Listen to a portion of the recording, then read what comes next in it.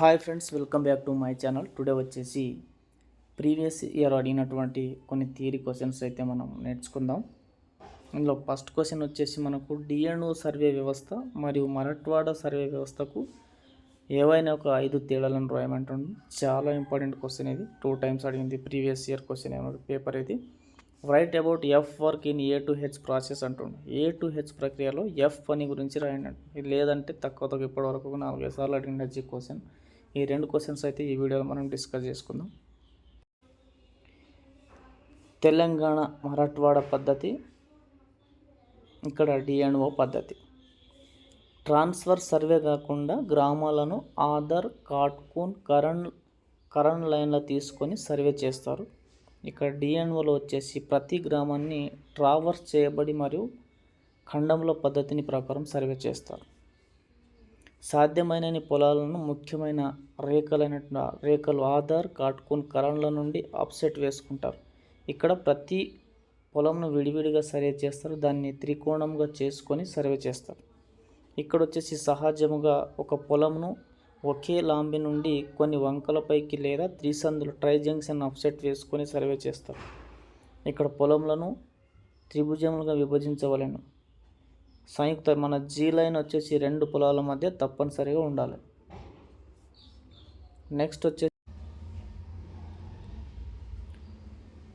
ఇక్కడ మనకు పొలంలోకి విస్తీర్ణం గణిత పద్ధతులు లెక్క కడతారు.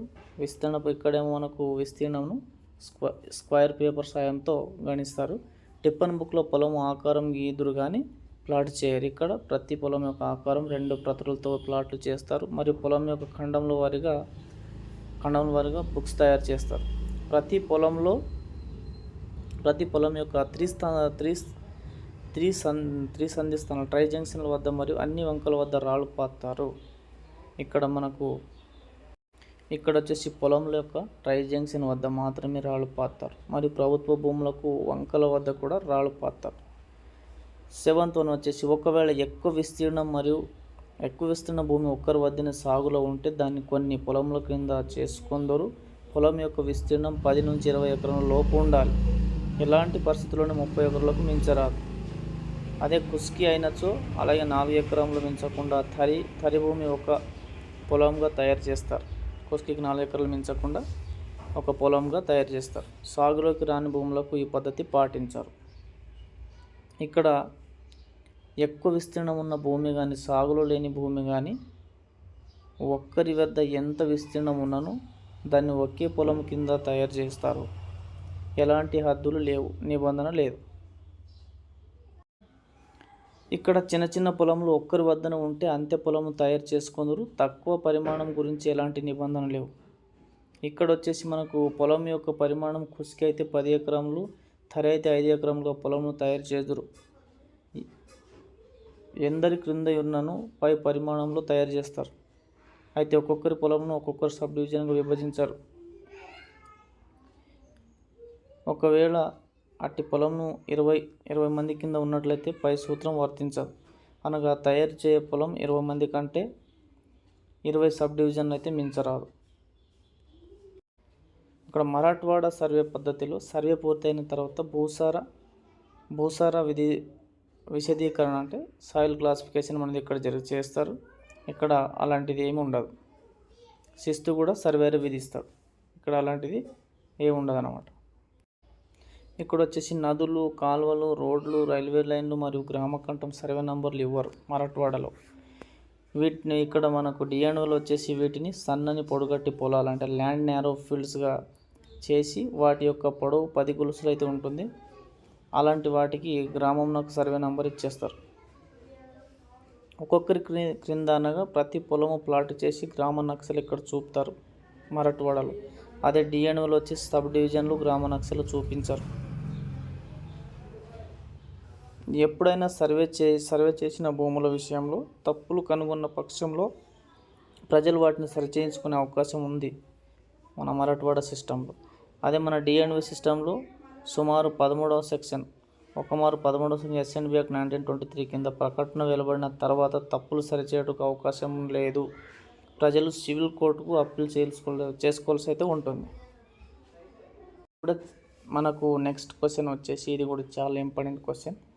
ఎఫ్ ప్రక్రియ ఏ టు హెచ్ ప్రక్రియలో ఎఫ్ ప్రక్రియ గురించి రాయమంటుంది. ఎఫ్ ప్రక్రియ అంటే ఫీల్డ్ మెజర్మెంట్, భూమి కొలతలు. మనము ఈ వర్క్లో సాధించినటువంటి ఈ ప్రక్రియలో సాధించిన నియమ నిబంధనల అనుసారంగా హద్దులు నిర్ణయించినటువంటి భూ కమతలన్నింటికీ సర్వే ఫీల్డ్ వారీగా కొలతలు పనిచేయు పనిని మనం ఎఫ్ వర్క్ అంటున్నాం. దీనిలో ముందుగా మనము సర్వే ఫీల్డ్ యొక్క చుట్టుకొలత అంటే ఎఫ్ మెజర్మెంట్ ఉపవిభాగాలుగా ఎఫ్ కొలతలను తీసుకుంటాము. తదుపరి ఫీల్డ్ 3 సంధి స్థానం గుర్తించుకుని ట్రై జంక్షన్ స్థానాన్ని వాటి మధ్యన డయాగ్నల్ లైన్స్ జీ లైన్ అయితే వేస్తాం. డయాగ్నల్ లేదా వికీర్ణము సర్వే ఫీల్డ్కు వెన్నుముక్క లాంటిది. డయాగ్నల్ లేదా వికీర్ణము సర్వే ఫీల్డ్నకు వెన్నుముక్క లాంటిది. ఇది ఊహాలేఖ మాత్రమే. దీన్ని గెస్ లైన్ అని కూడా అంటారు. ఇది 2 క్షేత్ర సందుల మధ్యనే నిర్ణయిస్తారు. డయాగ్నల్స్ వేయనప్పుడు మనం ఒక నిర్ణీత సూత్రంను పాటించవలసి ఉంటుంది. మనము డయాగ్నల్ వేయినప్పుడు మనమైతే ఒక నిర్ణీత సూత్రం అయితే పాటించవలసి ఉంటుంది. అది ఏం సూత్రం అంటే ఇది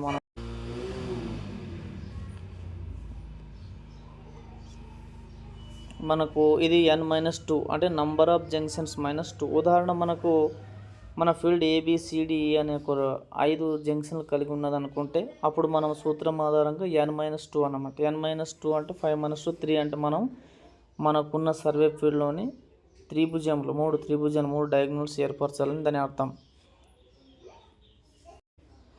అది కూడా జంక్షన్ల మధ్య దూరము తక్కువ ఉండుట్లుగా ఏర్పాటు చేసుకోవాలను. డయాగ్నల్స్ లైన్ నుండి జంక్షన్స్ ఆఫ్సెట్ తీసుకోవాలను.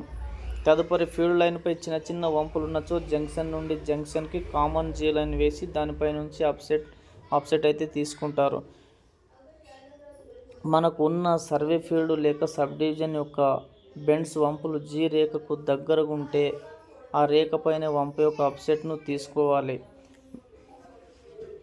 భూమి మీద చేసిన కొలతలన్నింటినీ ల్యాడర్ రూపంలో పక్కన వేసుకుంటాం.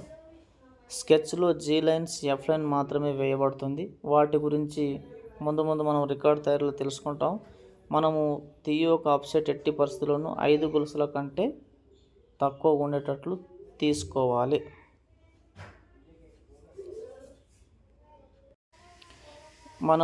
మనం ఒక ఆఫ్సెట్ ఎట్టి పరిస్థితులను 5 గొలుసుల కంటే ఎక్కువ ఉండేటట్లు తీసుకోరాదు.